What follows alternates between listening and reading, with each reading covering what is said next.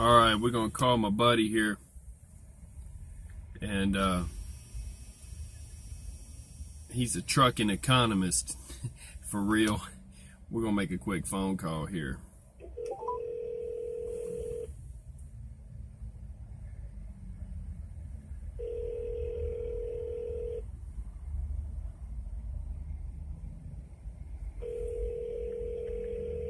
Hello? Hey, buddy, I'm just giving you a call back. Are you less busy now?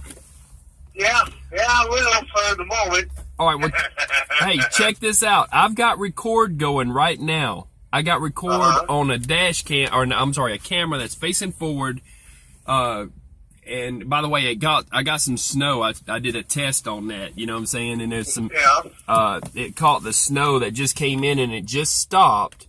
So that you know, we got some serious weather that's fixing to hit. We got the corner of it here, but it's gonna be here. It's gonna be here within an hour. But I got record. Yeah, I went through that stuff already. Oh, it was raining down south of here, but then I hit snow from about Mendota up here to just about Rockford. Now I'm running back out of her again. So right. yeah, there's some stuff coming, and the wind's blowing really, really hard too. So be careful. Yeah, it blew a cardboard box clear across the parking lot. I was like, "What?" Yeah, that was hard and fast, and then it stopped. But it's going. That was the corner of it. We're gonna get the rest of it. Well, here's what I got going on.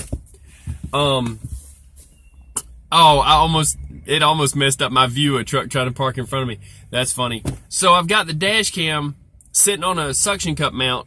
I'm not a dash cam, I'm sorry, a different camera on a suction cup mount showing out my windshield, but we're picking up this audio. Now, you were saying, I wanted to record this. I'm going to put this on YouTube, you know. And we're calling you the trucking economist, because for real, that's what I know. You said you changed your hand or what? You are the trucking economist for real. You have always to learn all that. You know more than I do about the economy. That's for real. I don't know. Yeah. Well, here's the thing. You were talking about how your dad taught you. Go ahead and tell me again what you had said. You said your dad had taught you about this stuff and to go where the money's at, and that it was common knowledge. Say that again. Yeah. Yeah, well, it's what it is. You know, if you're in this business, you run your routes. You know, like when I had my own trucks, I owned 5 trucks at one time. I got rid of all of them because I was just so tired of working all the time. Because it felt like I was working to work. Right. But what I would do when I trucked, I would leave up here out of the north mid section of the states and run to Texas back and forth for a couple months, and then I'd run down to the southeast, up into the northeast, and then back here. And then when fall would come, when school would start up, I would run from Minnesota out to Washington, Oregon, and back here. And then when spring would come, it'd be back down to Texas, you know, and I would cover all the areas, but I wouldn't stay in one section too long because, you know, freight would dry up over here, but there's lots of freight here and freight here and freight here. I was always going where the loads were, but I could pick and choose what I wanted to because I wasn't a one-dimensional driver. Right. I could haul dry freight, I could haul reefer, I had flatbed, step decks, you know, just whatever section I knew I could make money in, that's where I'd go with this equipment.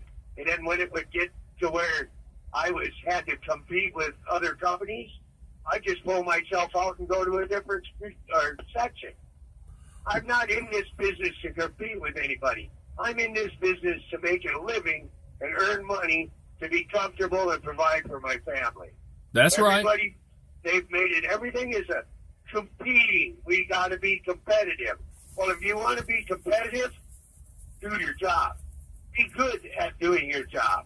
Do your job right. You know, don't second change it. Or you know what I mean? Don't short change it, I guess is what it is. Yeah. You know? Yeah, well, let me say something to what you were saying a minute ago.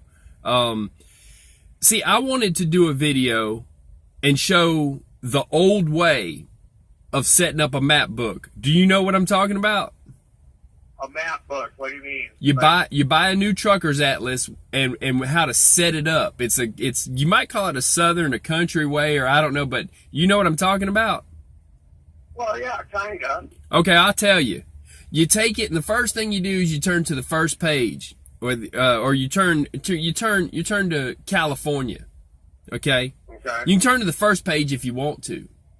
And you rip the map from the top all the way down to Chicago and clear over to the right, and you rip out all the northern states that had all them tolls and that were a pain in the neck and they were whatever and snow and whatever, and then you just don't even go there. Then you turn to California, and because of all their regulations, you just rip that sucker right out. And if Delaware's behind it or whoever's behind it, you say, well, that's just collateral damage, but we might keep that for later. But really, and then by the time you're done, you rip out the map book, the pages of the states you don't want to travel in and that you don't travel in. And you've got a thinner book that weighs less, that when you turn those pages, you're not, oh, California, oh, and so you're just turning to the map pages that you want to use anyways, and you don't even see it. It helps your morale. No, I mean, for real, and you're laughing. Go ahead and laugh, because other people's going to laugh, but see. No, I coughed a little, but see, now that goes against what I was taught. Yeah. See, that makes you a one-dimensional driver. Okay. You see, I had 3 customers that I worked for. When I ran my own equipment, I worked for 3 customers. Yeah. C.H. Robinson, Plants Express, and this other guy out of central Minnesota. He's no longer in business anymore, so it's not even worth mentioning. But anyway, I ran for those 3 guys, and I did my job so well that if they had a load going to California, because I didn't like going out there anyway. I've been there, 8, 10 times, been there, done that, really don't care to go back out there. It ain't no big deal, So they would come up with, oh, hey, can you go to California? Well, yeah, I can go to California, but it's going to cost you this much money for me to go out there. Well, right. You can't afford that. I said, well, then I guess I can't haul your California load. That's exactly right, because the fuel's higher. It's 55-mile-an-hour speed limit. They're going to get you for a couple $100 tickets. Who knows? That doesn't matter, because back when I started in this business, the speed limit for trucks was 55 miles an hour anyway. Yeah, yeah. I mean, it isn't how fast you get there. Yeah. It's the trip there, and was the journey worth the trip? That's right. You see, you can run. I used to run from Chicago, Illinois, out to Ontario, California with budding meats. It used to pay $2.40 a mile. Yeah. Back in the 90s. Now it pays like $1.35 a mile. Everything is 10 times more than what it used to be. And the restrictions are even worse than what they used to be. Yeah, isn't that crazy? The fuel costs more, but the freight pays less. So yeah, it's everybody they went in and undercut, and they've dropped the freight rate so low that. Well, I tell you, and now they can't get anybody to haul it. So then they call me, and it's like, well, I'll do it for this much. Yep. I can't do it for anything less than that, because it's got to be worth my time to go out there. Yep. Because once I get out there, I'm going to have to compete with all these other carriers that are stuck out there to get a load to come back, and I'm going to have to do it for nothing. I need to make money going out before I can come back. I want to touch on that for a second, because I've been stuck. Let me tell you my story, but that is true. I was told I could get a load running tankers that would go to California. They said up front, but you'll be out there a couple weeks at least, running back and forth until we can get you a load coming back. I'm like, what? Yeah, you'll be stuck in California. So I tell you, that's better, but that's better than Billings, Montana, brother. 4 days. Let me tell you, it was my fault. It was my fault. I'm sitting there looking at the load board, and there was something that paid, I don't know if it paid like $1.48 or something. I should have took it. Okay?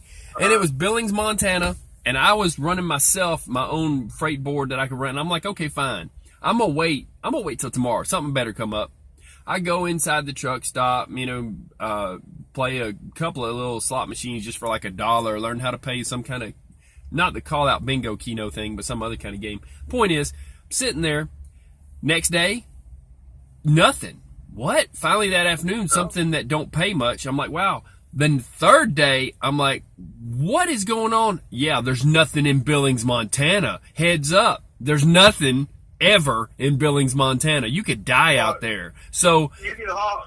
They have 3 loads of dispatcher brains out there you can come back with. Well, wait a second. What if you're, like I said, I'm the owner-operator at that time, leased to a company where I pick my own freight off the freight board, and it's not showing up on the freight board. So here's what I'm saying. We call empty box trailers. Back in the day, we called them an empty one.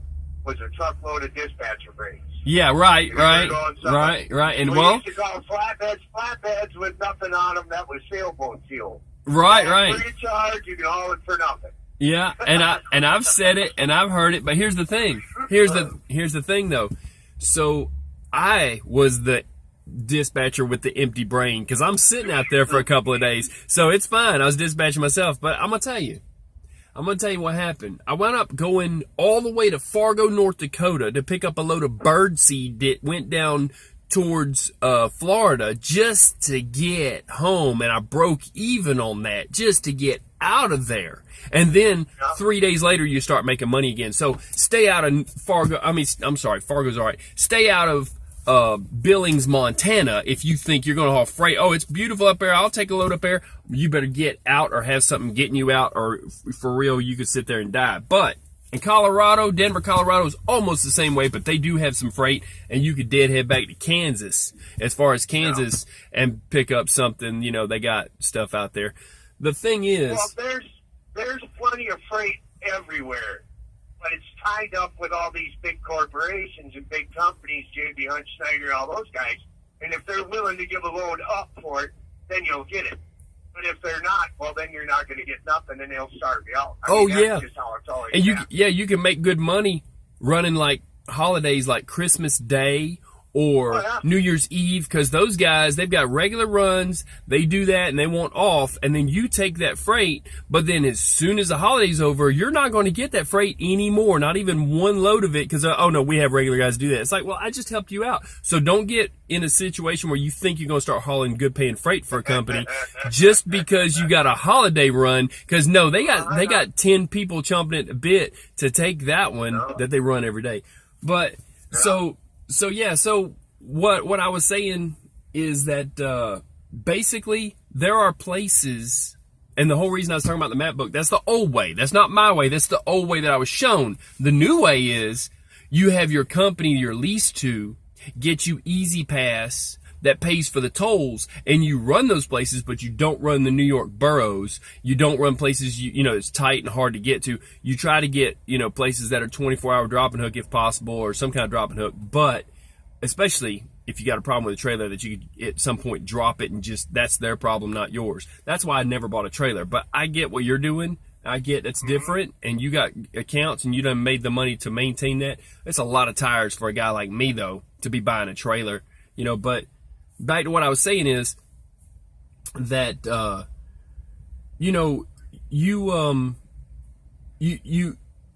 can't think in a way, like I said, if I dropped that video, that map, there'd be people in California going, oh man, California's awesome, that never drove a truck before, and they'd be thinking that I'm bashing California. Trucking is not a geographical choice that you like going here so you go there. You go where the freight takes you if you can get money going there and coming back and bring it into your bank account. So it has everything to do with regulation and everything to do with freight as to whether you don't want to go somewhere or not. It has nothing. There's fine people in California. There's fine people up in New York State, even New York City. I'm sure it's a great place to visit if you have money and if you're not driving a truck that's regulated, that you can't park here, you can't park there, you can't park anywhere. It might as well, they need to make a Dr. Seuss book for truckers. You can't park here, you can't park there, you can't park anywhere. You know what I'm saying?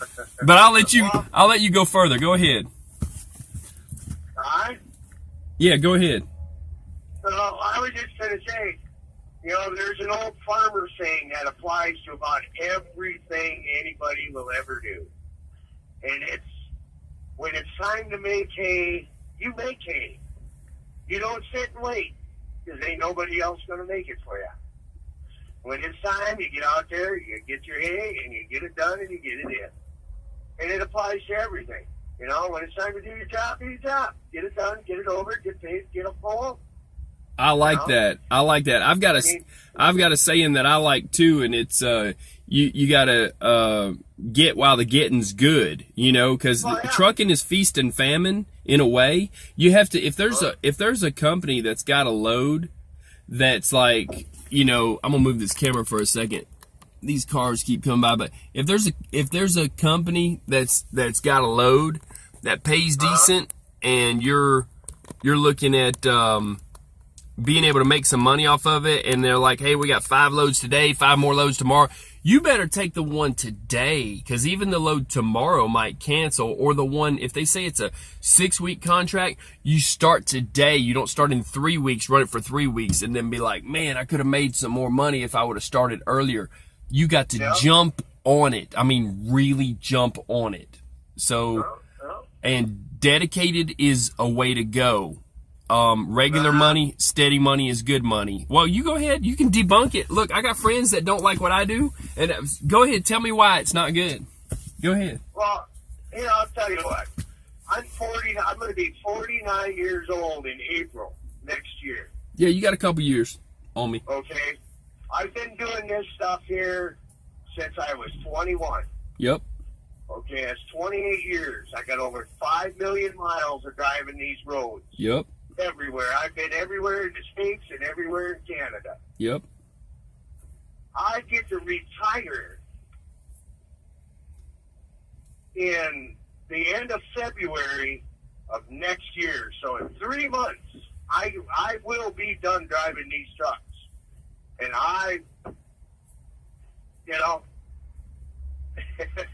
so I'll be getting out right when all the stuff is going to be getting screwed up. But, you know, I just look at it this way. You know, I mean, they don't need us anyhow. They got computers that are going to do our jobs for us, and robots. We're going to be Excel pated anyway. And I already got a part-time job lined up to keep me busy so I don't get bored right at home. And all the time that I've spent out here on the road, we got 4 kids. We only got 1 left at home. I get to be a part of her life for the last 4 years that she's at home. And I get to enjoy life now. I don't have to worry about it. Yeah, well, I'll tell you, as far as the automated trucks go, I have a difference of opinion, because I'll tell you, every video that you see about them, first thing that happens is a man gets in the truck and puts a key in the switch. So you know what the truth is this. It's not a autonomous truck. It is a glorified cruise control system. Okay? Yeah. So let's get it straight. They can say, oh, well, since you have this, we're going to try to start paying the driver less to pay for it.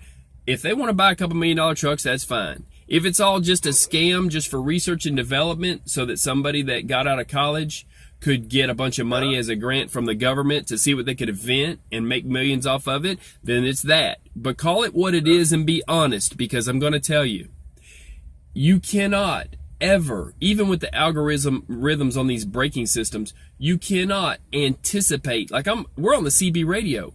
We got intel from drivers. You're not going to get an algorithm that's going to take CB radio chat and understand half of it, much less all of it, because a lot of it's slang, and be able to tell yourself, hey, you need to choose a different route now before you're in the backup that's going to happen in 2 miles, because that's your last exit, driver. Go ahead and get off now. Computers don't reroute like that. It takes 15 or 20 minutes for mine to reroute now. Sometimes it says I'm out of route, even when I'm on the highway. The same highway I was on and never took an exit, you're out of route, and there's a big old blank in the middle of the screen. So I'm just laughing at them. I'm laughing at them. I'm sitting back laughing. And here's the thing. Let's say that the computer in the truck, let's say there's so many parameters that it's so wired that even if a tail light goes out, that the truck will know it. Well, guess what? It's against the law to drive with a busted tail light. And the computer's going to have to shut the truck down by law. So who's going to get out and change the tail light? The computer? Yeah, give me Man, please. Don't tell me it's raining. You know the old saying, don't in the air and tell me it's raining. I know. So that's what they want to do. They want to impose this. They want to get rid of us. yeah, I'm laughing at that though. It'll never happen. It'll never happen. Well, I know it won't never happen. Yeah. But what I'm saying is, come February, I don't have to be a part of it anymore. I get to retire from this business. Everything that we have is paid for. Yeah. February, everything will be done. There's money aside. My wife works full time, got a really good job. That's where all our benefits come from and insurance. Well, my friend's got a bait shop up there by home, and he wants me to run his bait shop. Yeah. You know? I got so you. I get to just kick back and relax and not have to work like this anymore. Mm-hmm. You know, 28 years of busting your tail, working 120 hours a week, and only getting paid, X amount, and then having everybody come decide to take more away. I mean, it sucks. Yeah. But, you're putting in 120 hours a week being an over-the-road truck driver. Yeah. I work out of Minnesota. I live in North Dakota. I get home about every 8 weeks. I get to go home. And when I go home, I'm only get to go home for 3 days. So, I mean, we give up quite a bit to do this job, to take care of all these people and businesses and everything, but they don't appreciate that, and they don't want to pay for it either, so. Yeah, we burn our whole lives up in tires and fuel at the same time, but you know what? I'm trying. Then they call us the losers and the deadbeat dads, and you don't want nothing to do with them. Like, what choice do I got? You won't let me get home anyway. Yeah. Well, I tell you, gone are the times when everyone in the town can work for a plant and produce something and work there for, let's say, 25 or 30 years, get a gold watch when they hit 10 or whatever, get a pension, a retirement plan, and then a 401k, and then get a retirement party, and then get a check when they leave, that will, more than sustain anything they could dream of, and then they get to go to the Bahamas. Those days are gone. There are a very few select people who are in management. Yeah, there's government. Gets that. Yeah. But in the private sector, and in your town, USA, wherever someone's at, because like I said, I'm recording and putting this up on YouTube, anywhereville, USA, long gone are those times. And I know people personally right now with college degrees who are looking at trucking as their only viable option. Okay. Yeah, well, and so they are smart enough to have made that decision, and they're college educated. So when somebody nowadays, it used to be, oh, that's a truck driver or whatever. Nowadays, they look at us and they're the ones with the jobs. Look at that guy. He's got a job. Look at that. Oh, he's a truck driver. Yeah, well, we know he has work. There's always work for a truck driver. You got me? All these companies. Now, this used to be a profession. It used to be a profession. Right. Now, it's a fallback on job. If you can't get the job that you really want, that you went to college for, you studied for, trucking's the only fallback career you got until your job opening comes up. Yeah. Well, the problem is, these guys are putting all these unqualified people into this profession, and they're destroying it. Yeah. And it's being destroyed. I'll tell you. And Go on. Yeah, I'll tell you, my take on it is this also, that someone somewhere had a perceived notion that any idiot or unintelligent person or whatever you want to say can drive a truck. Well, now here's the situation. I saw a commercial where it said, where the driver stopped on the side of the bridge. It was a commercial. Stopped on the side of the bridge, had his lights on, it was just his headlights. Stopped on the side of the bridge, got out of the truck, went in front of the truck and danced a little jig because they said he was happy that he made $50,000 to $55,000 his first year. Now, let me show you what's wrong with that. One, it's illegal to stop on a bridge. Two, if you ain't got no reason to stop on the side of the highway, not an emergency, you don't need to, and you're supposed to put out flashers within however many minutes. Three, you know, like I said, I'm just going through, and they took that down, but that's the point that I'm trying to make too. Yeah. Is it's not about driving the truck and getting out of the truck and getting back in the truck. It's about being mechanically inclined enough to know that something's going to break before it breaks. You're your own pit crew. If you do not have a mechanical mind of some type or the ability to become mechanically inclined and work on a truck, that's why I'm teaching a lot of mechanics on my channel, is if you're like, oh, I checked the oil, somebody else has to do that. Well, guess what? Or if you go, how about this? You go to the TA or Petro or any of the truck stops and you're looking for the shop. What's it doing? I don't know, but it's got a light and I don't know. Well, you can't tell me any symptoms. You just now got put at the back of the line, and the owner-operator that's got his cash out that can pay, and it's not even waiting on an EFS or permission from his company and a note from his grandmother and whatever else you need on a company truck to get it worked on. Let's be real. This is real talk. Hey, this is real talk right now, man. I'm laying it down. So you just got put to the back of the line because, number one, they're going to have to deal with your company to get the EFS, and number two, you don't have a clue what's going on. It's like the joke that goes, yeah, there was a guy in there and he was going to get his truck worked on and he was in front of me, so I asked him what's going on. The mechanic's all over the hood. He said, I don't know. And you say, well, what's it doing? He says, well, you know, I turned on the left-hand turn signal bar. I pull that left-hand turn signal bar and the left-hand turn signal comes on. When I pull that right-hand turn signal bar, the dang trailer brakes lock up. Think about that for a minute. You know what I'm saying? The trailer brake, the right hand turn signal bar. Yeah, and they're driving them like cars, and so the trailers are running over curbs and tearing stuff up and hitting poles, and they're going places they can't go. But you know, it's with all the low bridge hits and all the stuff going on like that, you would think that they would say, wait a minute. Well, I've been doing, like I told you, I've been doing this 28 plus years. I've never delivered a bridge anywhere. Yeah. Never. Yeah. These people, they're too dependent on the computers and the GPS and all that to tell them where they're going that they don't even know where they're going. Oh, you need to map out a plan on a map book? And I'm going to touch on that. They need to write down, number one, the scale man's going to ask you where you picked up your load and where you're headed. You need to know that in your head. So if that computer dies, you need a written plan. That's why you have a backup paper log, is if the computer dies, and that's your GPS. Or if your GPS stops working. You can't have a paper. If you got a computer log, you can't have a paper log in your truck, because then you can get nailed for having two logbooks. No, I'm talking about you're supposed to have a blank one by law on the computer log. The law is, I've got a computer log in my truck.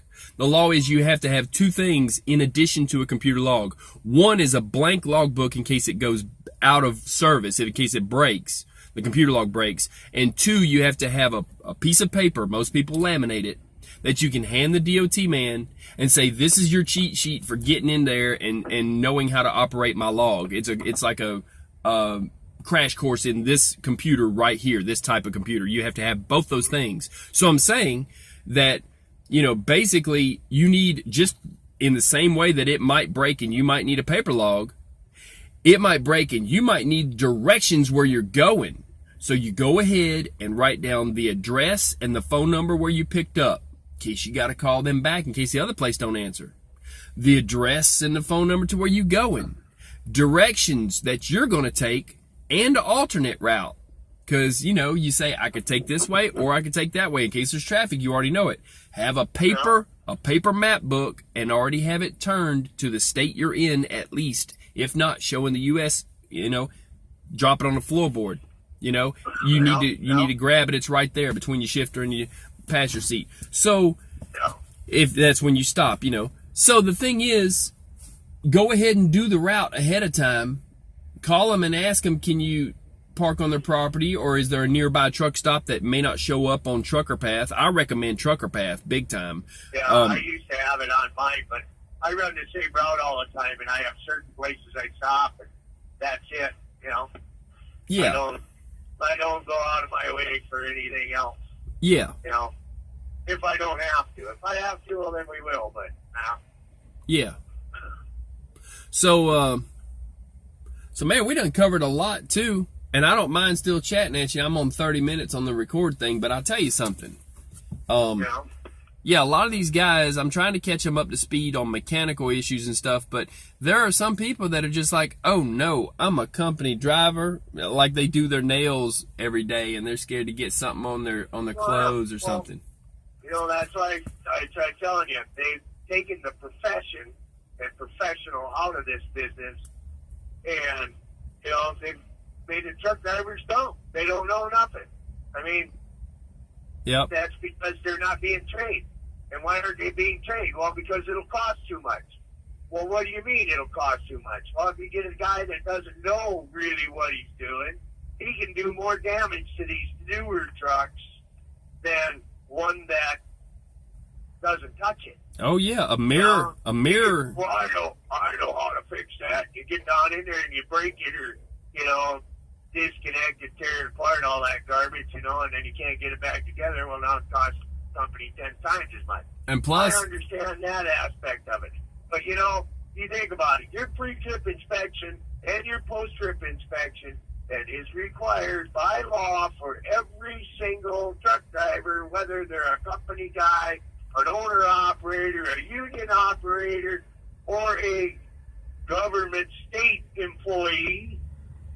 Your pre-trip inspection consists of brakes, tires, oil, antifreeze, leaks, wires, hoses, belts, connections, this, that. I mean, you can pull it up and look at it. It'll tell you this is what the pre-trip inspection consists of.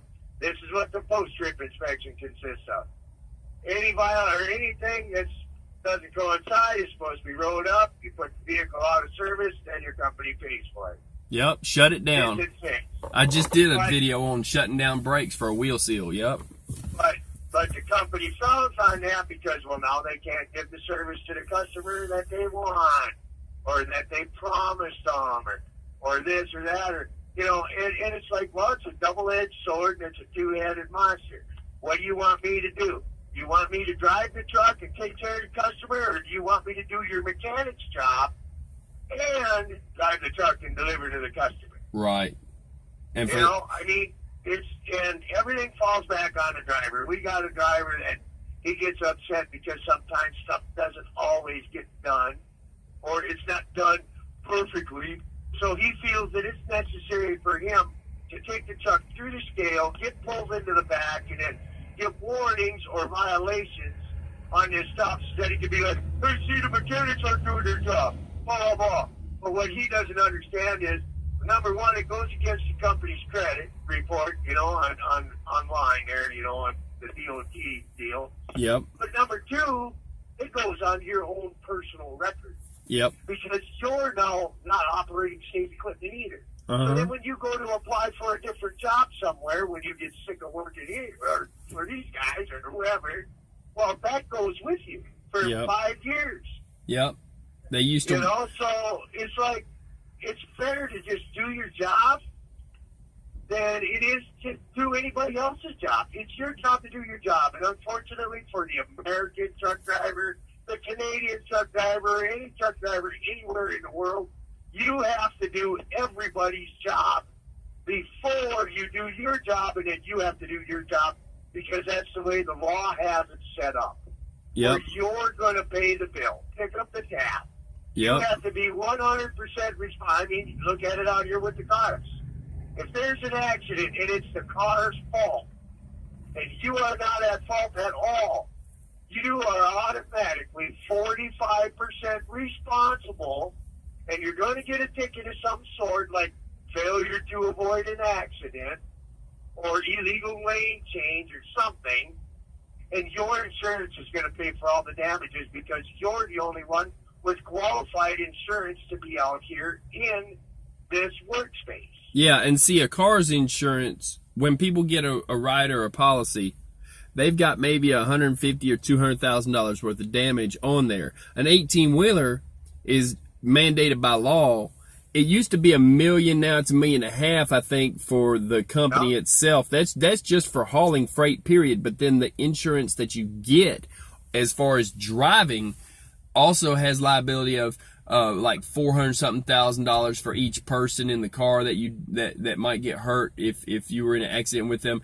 And if it covers a bridge, there was one in Atlanta, and that was very controversial. There was a car under the bridge with no lights on, broke down. Driver come along and hit it, and that caught on fire and burned the bridge and damaged the bridge on 400, top end of 285. So then that driver was cited with it because his insurance would pay for that bridge. Some people would say, oh, well, it was his fault. Well, you know, you think about that for a second, and I'll let you, I mean, it was at nighttime. That's actually subjective to a person's opinion of whether he was at fault or not. But the insurance had to be used to pay. They used that. They did that. So I'll tell you, one of our trucks got into an accident down in Chicago. He was making a right turn. That's funny. It's funny that you say down in Chicago, and I'm up in Chicago right now. But go ahead. from the right lane, he was making this right turn, and a city bus full of passengers came screaming down his shoulder and ran right smack into the front passenger side of his truck. Tore the whole thing apart. Tore the front axle right off, everything. And hurt a bunch of the people in the bus, including the bus driver. Well, the bus driver was cited for driving erratically, speeding, and being on his shoulder. But because the city is self-insured and the city is broke, our insurance company, even though we were not at fault, had to pay the bill. Wow. It was almost $1 million. Wow. Now, here's my thing.